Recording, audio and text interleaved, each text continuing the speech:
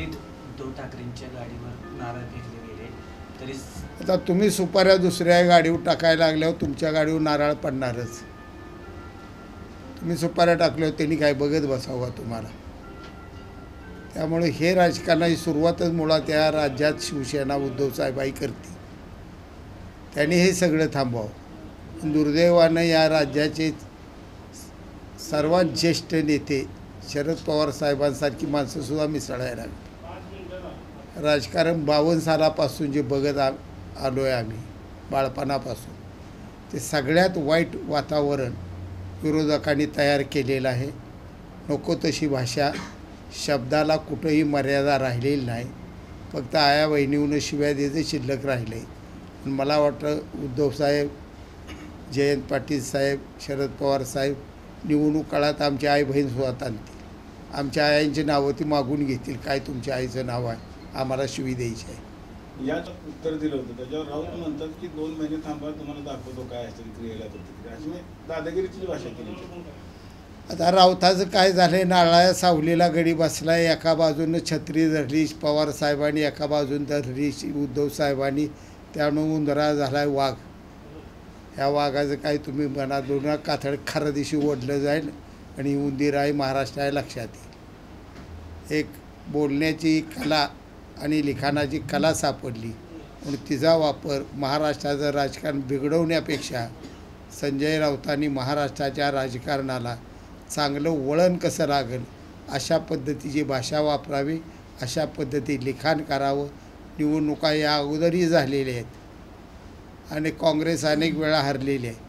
इंदिराजी गांधींसारख्या प्रभावी नेतृत्वाखाली निवडणूक होऊन काँग्रेसचं दारुण पराभव झालेला आहे. पण ते सुद्धा या देशानं, या राज्यानं सहन केलेले आहेत. परंतु अशा खालच्या प्रकारच्या भाषा त्यावेळीच्या अटल बिहारी वाजपेयी विरोधातून प्रभावी भाषणं करत होती. आजही त्यांची काँग्रेसच्या विरोधातली भाषणं असूनसुद्धा आम्हाला ऐकावी वाटते. राऊत सकाळी दिसला टी व्हीवर चॅनेल बदलावा लागतो. ही डोक्याला किरकिर 24 तास नको, पाठदी बदला नाही बंद करा. ही अवस्था झाली. राऊताला वाटते माझं महाराष्ट्र ऐकतो, महाराष्ट्र ऐकत नाही. गेल्या लोकसभेत काही मुद्दे त्यांच्या हाताला चुकून लागले आणि त्यांना यश मिळालं. त्यामुळे त्यांना वाटते आताही तसंच घडेल. लोकसभा आणि विधानसभा यातला मोठा फरक आहे. स्पष्ट बोलतो, मी महाराष्ट्र जनतेसमोर बोलतो. मुस्लिमांची मतं लोकसभेला आम्हाला पडली नाही, पण आज विधानसभेला मुस्लिमांच्या प्रत्येक घरात आम्ही, प्रत्येक मुस्लिमाची आई बहीण आमच्या गालावनं हात फिरवून आम्हाला मत देणार आहे. आम्हाला खात्री आहे. आम्ही त्यांच्यासाठी 40 वर्षे काम केलेलं. त्यांच्या सुखदुःखात आम्ही, त्यांच्या मुलांच्या सुखदुःखात आम्ही. ही मतं आमची जाणार नाहीत. मागासवर्गीय आम्ही आंबेडकरवादीच आहे. आमच्या रक्तात जय भीम आहे. त्यामुळं आम्हाला मागासवर्गीय मतं न सांगता न बोलता भाषणात जरी आवाहन केलं, साध्या भाषेत जागा आपल्याला निवडून यायचं आहे म्हटलं तरी वळ धरून आम्ही या ठिकाणी रक्ताचं पाणी करून असं आठवले साहेबांना खासदार केले. सगळ्या आमच्या आंबेडकरवाद्यांना माहीत आहे की आम्ही कष्ट आठवले साहेबांसाठी किती घेतले. त्यामुळे आम्हाला मतं पडणार आहेत. आम्हाला त्याची भीती कुठं वाटत नाही. काल उद्धव ठाकरेंनी दिल्ली दरबारी जातात, मुजरा घालतात. आता उद्धव साहेब काय भांडी घासाय गेल ते, सोनिया गांधी घरी मोलकरणी नव्हती ती तुम्ही गेलाय तिथं. अजिबात असलं बोलू नये. उद्धव साहेबांनी बोलू नये, आम्ही बोलणार नाही. तुम्ही बंद करा, आम्ही बंद करतो. तुम्ही गेले 2 वर्ष म्हणतायत दिल्लीला बूट चाटाय गेले, दिल्लीला असे गेले. आज राज्याचे मुख्यमंत्री या राज्याचा विकास करण्यासाठी अनेक ठिकाणच्या योजना अशा असतात की दिल्लीचाच पैसा लागतो. उदाहरणार्थ जलसंपदा विभागाला प्रचंड मोठी रक्कम NCDCकडून मंजूर करून घेतली म्हणून हे प्रकल्प होणार आहेत. अशा अनेक खात्याकडून शिंदे साहेबांनी, पंतप्रधान नरेंद्रजी मोदी साहेबांकडून मोठ्या मोठ्या रकमा आणल्या म्हणून हे सगळा विकास इथे दिसतोय. गडकरी साहेबांकडून कितीतरी रस्ते मिळवलेले आहेत. आज आपला सांगोला महूद हा रस्ता 250 कोटीचा आहे आणि महाराष्ट्रात 29 फायली गेल्या, त्या फक्त 1 फाईल मंजूर झाली. तुम्ही रेकॉर्ड काढून बघा. फक्त शिंदे साहेबांमुळं गडकरी साहेबांनी सांगोल तालुक्यातला एकच रस्ता मंजूर केला. जर साहेबांनी ही शब्द दिल्ली जाऊन टाकला नसता मला रस्ता मिळाला असता. हे राजकारणात नुसतं भडक बोलून काय जुळतंय का बघायचं चाललं आहे. माझं मत सरळ आहे. उद्धवसाहेब 3.5 वर्ष जवळजवळ मुख्यमंत्री होते. तुम्ही 3.5 वर्षात केलेली कामं जनतेसमोर काय आराखडा ठेवत नाही.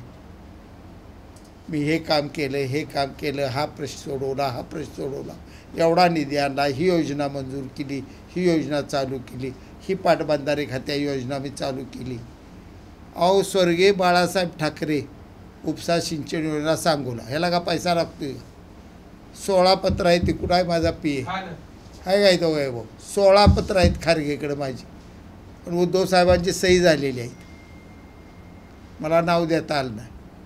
आणि शिंदेसाहेब मुख्यमंत्री झाले पहिल्या आठवड्यात मी नाव दिलं.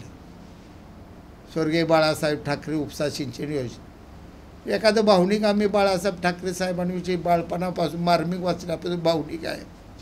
आम्हाला वाटत होतं आमच्या तालुक्यात एवढ्या मोठ्या नेत्याचं कुठचं नाव अजरामर व्हावं.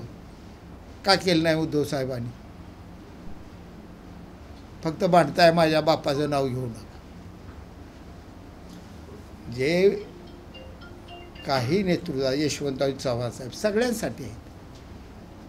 स्वर्गीय बाळासाहेब ठाकरे सर्वांसाठी आहेत. वसंतदादा सर्वांसाठी आहेत. काही व्यक्तिमत्व ही उत्तुंग एवढी झालीत की त्यांना पक्षाच्या पलीकडे ती व्यक्तिमत्व गेली. त्यांचा आदर्श घेणं ही काही चूक नाही. तरुणांनी तुम्ही तुमच्यासाठी फक्त हिंदुजय सम्राटाचं नाव अडकून ठेवता का? 16 आमदारात हिंदुजय सम्राट ठेवताय का? हिंदुजय सम्राट 288 आमदारात आहेत. एवढं उत्तुंग ते व्यक्तिमत्व आहे. त्यांना असं कुठं स्थिमित करू नका, अडकवू नका. मराठा अडवलं तर तुमची भूमिका स्पष्ट करा. खरी मेघ तिथं आहे का म्हणजे आरक्षणाच्या? मला तर पहिल्या दिवसापासून वाटते, पण आता साहेबाचं एवढं देव माझा आहे. साहेब मी आधी साहेबाचे आठवड काढून पाया पडतो, मग देवांच्या सगळ्या पाया पडतो. कसं बोलायचं? साहेबांनी मनात आणलं तर हे विषय मिटून जातो. सगळे नेते मंडळी साहेबाच्या शब्दाला मान देतील. जरांगे साहेबसुद्धा देतील. आज जरांगे साहेब काय थोडंफार कसं आहे, शिक्षण कमी असेल काय असेल, बोलले असतील कुठं. उद्देश त्यांचा किती प्रामाणिक आहे, अंतःकरण किती प्रामाणिक आहे. ते जे मांडतायत ते समाजासाठी मांडते. आणि वैयक्तिक काय मागितलं आहे का? आज 8-9 दिवस उपाशी राहायचं एवढं सोपं आहे का? दुपारी 3 वाजेपर्यंत भाकरी नाही मिळाली तर आपण शिव्या देतो घरच्यांना. हे समाज सध्या तुमच्याकडे आहे ना, सत्ता तुमच्याकडे आहे. मुळात कसं असतं, काही प्रश्न असे असतात की सत्ता आमच्याकडे आहे.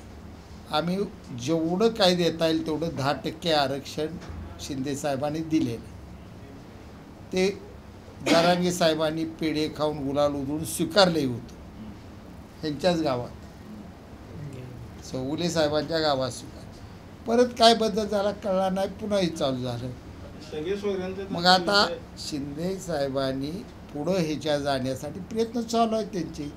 सगळे सोयराचे त्यांचं स्क्रुटिनी चालू आहे आता. पण मी सांगतो, ओबीसी समाजावर अजिबात अन्याय न करता मराठ्याला आरक्षण ही भावना शिंदेसाहेबांची प्रामाणिक आहे. आणि त्यांची धडपडही प्रामाणिक आहे. लाडकी बहीण योजना जास्त काळ टिकणार म्हणून चर्चा ही काय भविष्यवाणी आहे ती का? हा कायद्यानं पोपटाचं भविष्य बघायचं बंद केलं माहीत आहे ना तुम्हाला? ती जरा येतं का आता पंढरपुरात आपल्या पारीत येत होतं, आता हे त्यात आहे का? ही का पोपटं झाली का? चिठ्ठी काढून त्यांना कळते. अजिबात काय नाही. ही योजनाचा अशा अनेक योजना आहेत. पंतप्रधान योजना ज्यावेळी 2000ची होती, 2-3 टप्प्यात 6000 बंद पडणार म्हणली होती. पडली का बंद? उलट पक्षी राज्याची 2000 चालू झाली. आज अल्पभूधारकांना महिन्याला 1000 रुपये मिळायला लागले. कुटुंब बारका असतं अल्पभूधारकाचं.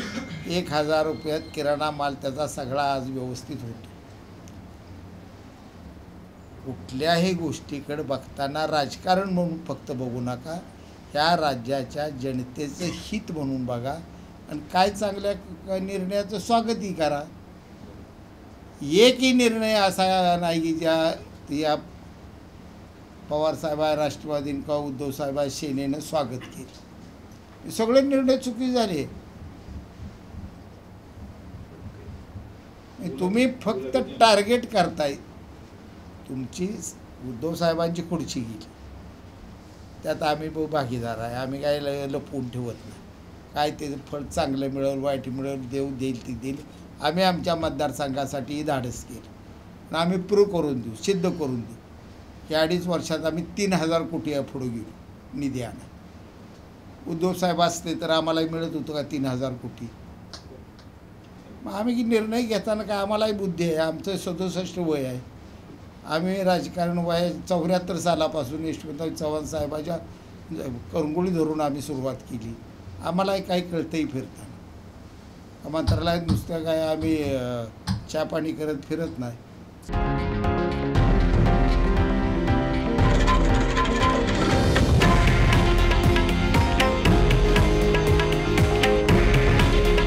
हे आहे देशातील नंबर 1 न्यूज नेटवर्क आणि आपण पाहत आहात TV9 मराठी.